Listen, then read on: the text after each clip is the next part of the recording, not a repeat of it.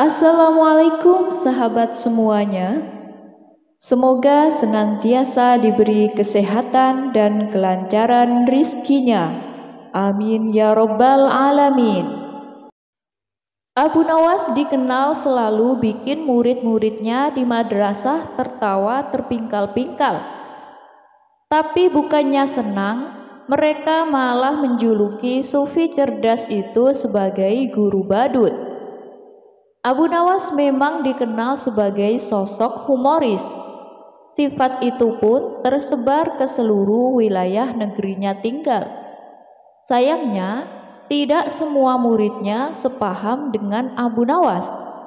Suatu hari, salah seorang murid tampak mengeluh dan menyampaikan pendapatnya secara kritis. Mengkritik bahwa spiritualitas Abu Nawas perlu disesuaikan dengan perkembangan zaman. Menanggapi kritikan muridnya itu, Abu Nawas hanya tertawa. Murid yang lainnya pun ikut tertawa kencang melihat tingkah lucu gurunya tersebut. Kemudian Abu Nawas tampak terdiam. Seketika suasana menjadi hening. Abu Nawas menarik napas dalam-dalam. Kemudian dengan hati-hati dia menceritakan kisah seorang pelajar yang bertanya kepada penjual buku. Tidak ada buku anatomi yang lebih baru, ucap Abu Nawas menirukan pertanyaan pelajar tersebut kepada penjual buku. Buku-buku yang ada di sini sudah berumur 10 tahun atau lebih, protes pelajar itu. Dengarlah nak, tidak ada penambahan tulang apapun dalam tubuh manusia selama 10 tahun terakhir ini. Demikian pula halnya, tidak ada penambahan apapun dalam kodrat manusia selama 10.000 tahun terakhir ini. Ujar penjual buku menjawab pertanyaan pelajar itu. Mendengar cerita Abu Nawas, semua murid tampak diam. Suasana pun masih hening. Kemudian hal lainnya membuat murid Abu Nawas protes, karena seringnya sang guru membuat lelucon. Setiap kali mengajar, hampir selalu ada gelak tawa dalam setiap ia bicara. Hal itu rupanya juga mengganggu sebagian murid yang sangat ingin serius tentang spiritualitas dan diri mereka. Guru ini seperti badut, ujar seorang murid lainnya. Oh tidak, kamu salah tangkap. Seorang badut membuat kamu menertawainya. Seorang guru membuat kamu menertawai diri sendiri, sanggah murid lainnya. Abu Nawas mendengar dialog antara muridnya dengan tersenyum. Abu Nawas tidak terganggu sama sekali dengan muridnya itu. Apakah sesuatu menjadi sungguh-sungguh benar jika tak seorang pun menertawakannya? Tukas Abu Nawas. Abu Nawas lolos dari sayembara dikubur hidup-hidup, kantongi hadiah 1.000 dinar. Suatu hari, Baginda Raja pergi ke negeri tetangga. Dia disambut hangat oleh raja di sana. Baginda Raja juga disuguhi beberapa hiburan yang membuat senang. Di antara hiburan yang bikin penasaran adalah pertunjukan sulap, yakni ada pesulap dikubur hidup-hidup, tapi bisa lolos dan selamat. Tiba-tiba sudah ada di tempat lain. Baginda Raja pun kagum memuji sang pesulap. Beberapa hari kemudian dia kembali ke istana dan menceritakan kepada pendawa tentang sulap yang luar biasa. Pendawa pun bertanya-tanya tentang sulap tersebut.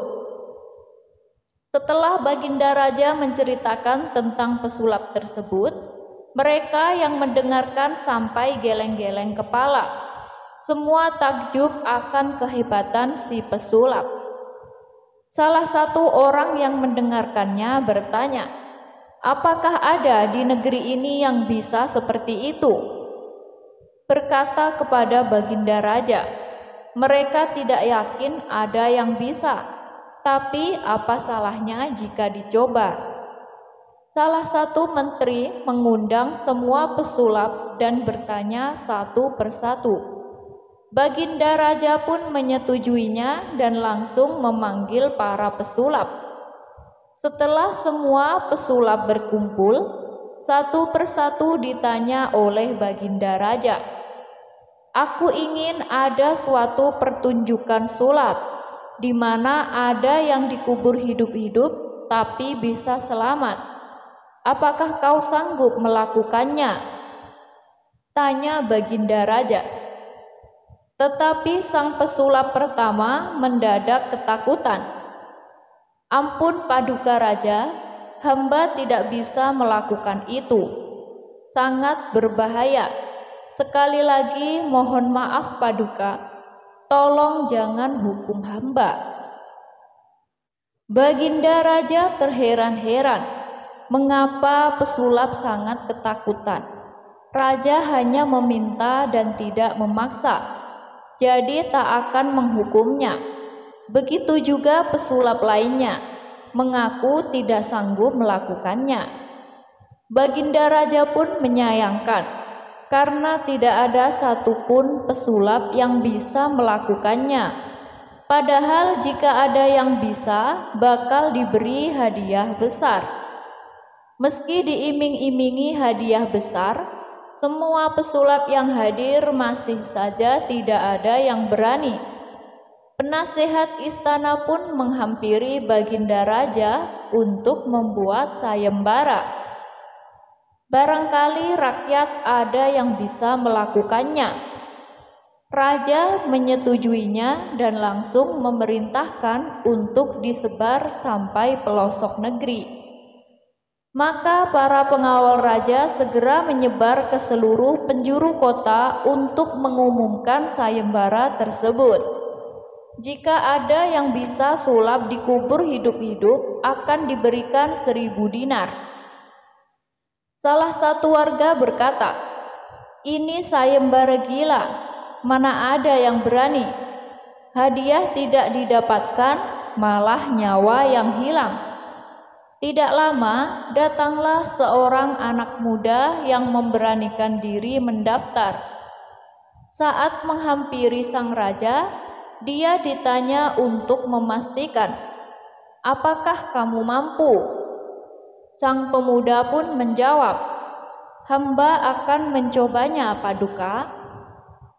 Baginda Raja memberitahu, jika tidak selamat, maka tidak akan mendapat hadiah dan tidak ada tanggung jawab. Sang pemuda pun terdiam dan dikira akan tetap dapat hadiah meski mati. Si pemuda pun membulatkan tekad tetap mengikuti sayembara tersebut. Baginda Raja terkejut dengan jawaban sang pemuda, karena rela kehilangan nyawa demi hadiah 1000 dinar. Ternyata alasan pemuda tersebut karena ingin membahagiakan orang tuanya dengan memberikan uang banyak. Sontak hati sang raja tersentuh. Rasa iba Baginda Raja bertambah saat melihat penampilan si pemuda yang hanya mengenakan baju seadanya. "Wahai anak muda, kemarilah. Ini 100 dinar untukmu. Bawalah pulang dan berikan kepada orang tuamu," kata Baginda Raja. Betapa bahagianya sang pemuda mendapat hadiah uang yang sangat banyak.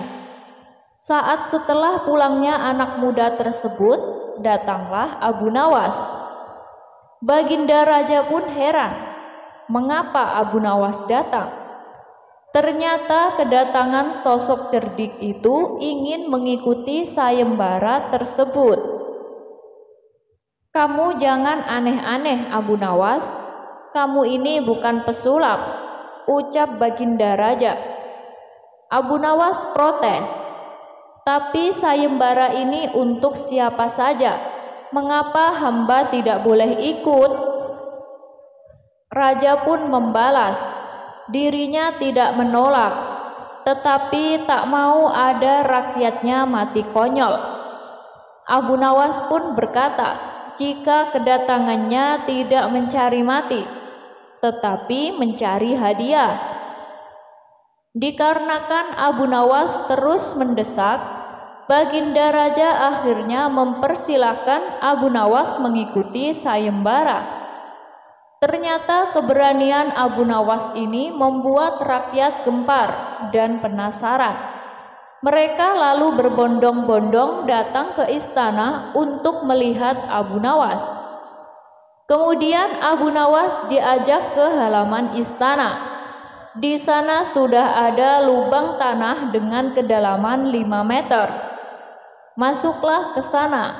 Jika selamat, kau akan dapat hadiah 1000 dinar," ujar Baginda Raja.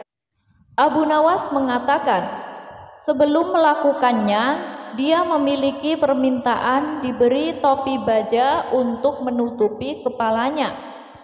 Baginda Raja pun mengabulkan.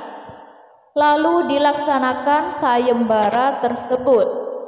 Disinilah kecerdasan Abu Nawas mulai ditunjukkan. Setiap urukan tanah yang mengarah kepadanya, ia selalu menghindar dan menginjak-injaknya.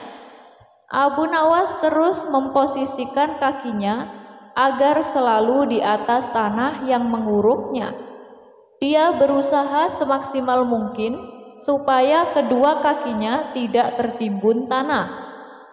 Sementara Baginda Raja yang sedang menyaksikan merasa penasaran dengan cara apa Abu Nawas meloloskan diri.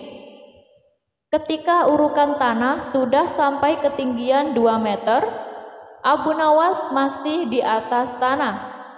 Hingga akhirnya lubang tersebut yang dalamnya 5 meter sudah rata dengan permukaan. Dengan tenangnya, Abu Nawas berdiri di atas urukan tanah tersebut. "Wahai Paduka yang mulia, lihatlah hamba selamat dan masih hidup," ujar Abu Nawas. Baginda Raja pun tertawa melihat kelakuan Abu Nawas.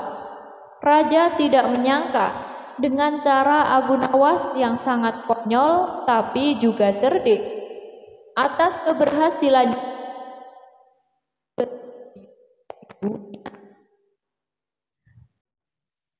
Abu Nawas mencari jodoh, doanya penuh siasat.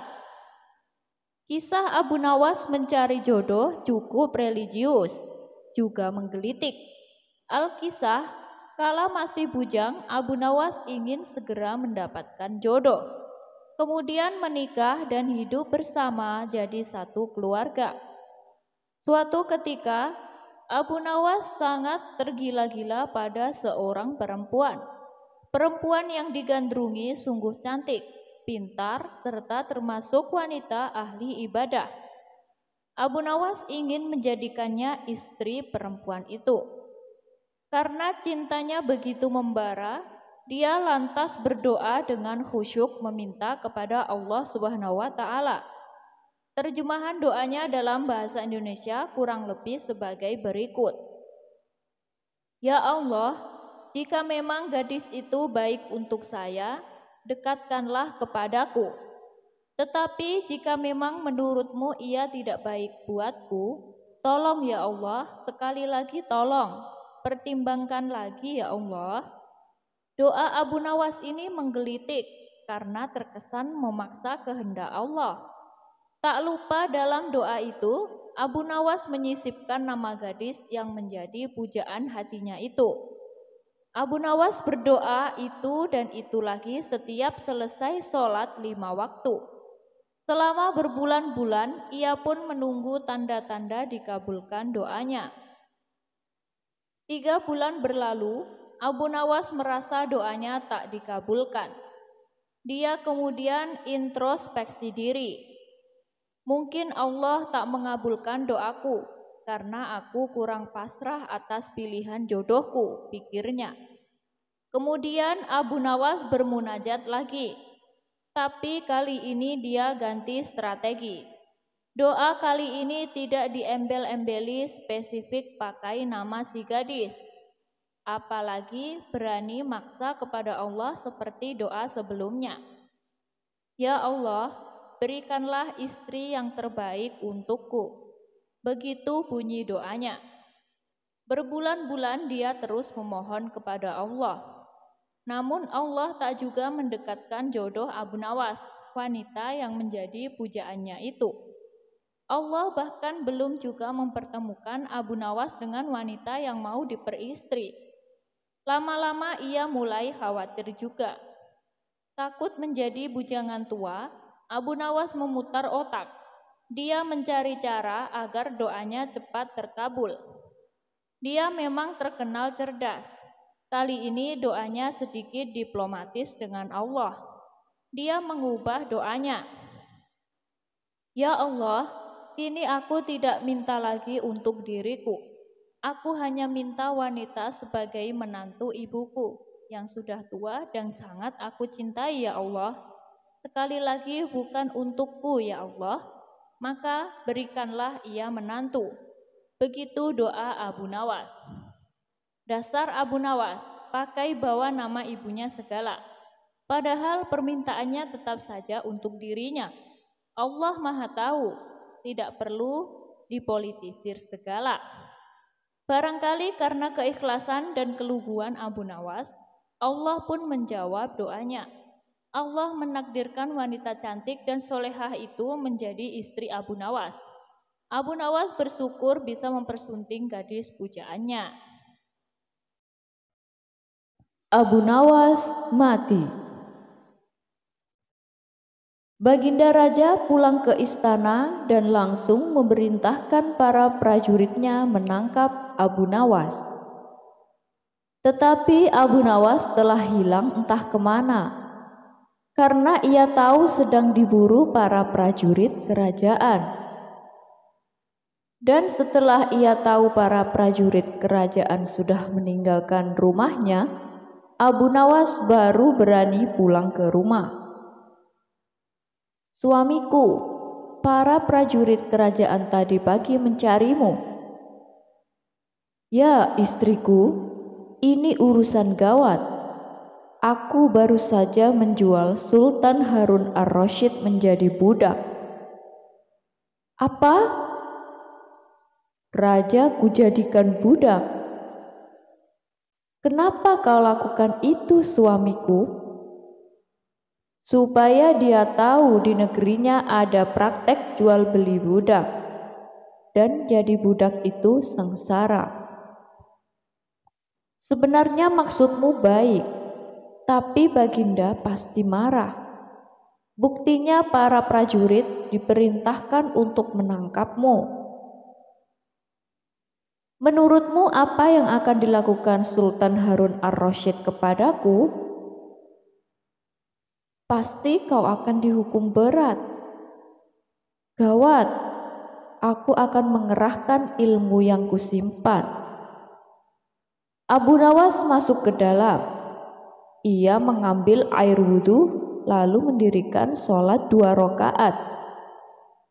Lalu berpesan kepada istrinya apa yang harus dikatakan bila Baginda datang.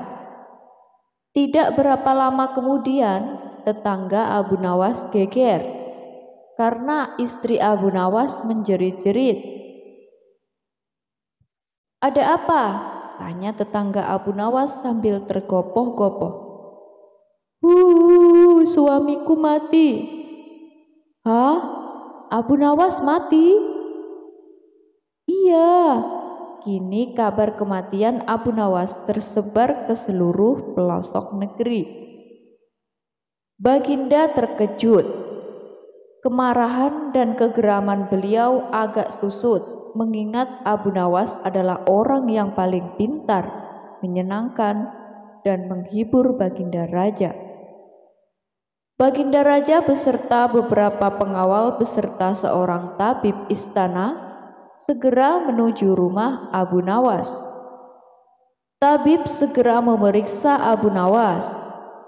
Sesaat kemudian ia memberi laporan kepada Baginda bahwa Abu Nawas memang telah mati beberapa jam yang lalu. Setelah melihat sendiri tubuh Abu Nawas terbujur kaku tak berdaya, Baginda Raja merasa terharu dan meneteskan air mata. Beliau bertanya kepada istri Abu Nawas, "Adakah pesan terakhir Abu Nawas untukku?" "Ada, Paduka yang mulia," kata istri Abu Nawas sambil menangis. "Katakanlah," kata Baginda Raja. Suami hamba Abu Nawas memohon sudilah kiranya Baginda Raja mengampuni semua kesalahannya dunia akhirat di depan rakyat. Kata istri Abu Nawas terkata-kata. "Baiklah, kalau itu permintaan Abu Nawas," kata Baginda Raja menyanggupi. Jenazah Abu Nawas diusung di atas keranda. Kemudian Baginda Raja mengumpulkan rakyatnya di tanah lapang. Beliau berkata, "Wahai rakyatku, dengarkanlah bahwa hari ini aku, Sultan Harun ar-Rasyid, telah memaafkan segala kesalahan Abu Nawas yang telah diperbuat terhadap diriku dari dunia hingga akhirat, dan kalianlah sebagai saksinya." Tiba-tiba dari dalam keranda yang terbungkus kain hijau terdengar suara keras, "Syukur!" Seketika pengusung jenazah ketakutan, apalagi melihat Abu Nawas bangkit berdiri seperti mayat hidup. Seketika rakyat yang berkumpul lari tunggang langgang, bertubrukan dan banyak yang jatuh terkilir. Abu Nawas sendiri segera berjalan ke hadapan Baginda. Pakaiannya yang putih-putih membuat Baginda takut juga. Kau sebenarnya mayat hidup atau memang kau hidup lagi?" tanya Baginda dengan gemetar. "Hamba masih hidup, tuanku. Hamba mengucapkan terima kasih yang tak terhingga atas pengampunan tuanku." "Jadi kau masih hidup?" "Ya, Baginda, segar bugar. Buktinya kini hamba merasa lapar dan ingin segera pulang." "Kurang ajar, ilmu apa yang kau pakai, Abu Nawas?" "Ilmu dari Maha Guru Sufi, guru hamba yang sudah meninggal dunia. Ajarkan ilmu itu padaku." "Tidak mungkin, Baginda, hanya guru hamba yang mampu melakukannya. Hamba tidak bisa mengajarkannya sendiri." "Dasar pelit," Baginda menggerutu kecewa. "Telur atau ayam duluan?" Abu Nawas kasih jawaban cerdas. Raja terpaksa beri hadiah. Abu Nawas lagi-lagi bikin pusing Baginda Raja. Kali ini soal sayembara menjelaskan mana duluan telur atau ayam. Sosok lucu itu pun memberi jawaban yang tidak disangka-sangka. Bermula dari rasa syukur ayam betina kesayangannya bertelur, Baginda Raja ingin mengadakan sayembara. Hadiahnya pun sangat besar. Raja hanya ingin bertanya, mana yang lebih dulu, telur atau ayam? Hadiahnya 1 pundi emas. Tetapi jika tidak mampu menjawab sanggahan raja, peserta akan dihukum penjara. Sadar sangat berat hukumannya, dari seluruh penduduk kota Baghdad hanya 4 orang yang mendaftar. Salah satunya Abu Nawas. Singkat cerita, ketiga peserta pertama tidak mampu memberikan jawaban yang pas dan logis atas sanggahan raja. dan dimasukkan ke penjara. Beranjaklah ke peserta keempat, yaitu Abu Nawas. Dengan segala kecerdikannya, ia berusaha sekuat tenaga agar jawabannya logis dan Raja tidak membantah. Abu Nawas menjawab pertanyaan sayembara. Yang pasti telur dulu, baru ayam. Coba terangkan secara logis, kata Baginda Raja. Begini Baginda Raja, ayam bisa mengenal telur, sebaliknya telur tidak mengenal ayam, kata Abu Nawas singkat. Baginda Raja pun merenung usai mendengar jawaban Abu Nawas. Kali ini dia tidak bisa menyanggah alasan Abu Nawas dan terpaksa memberi hadiah 1 pundi emas.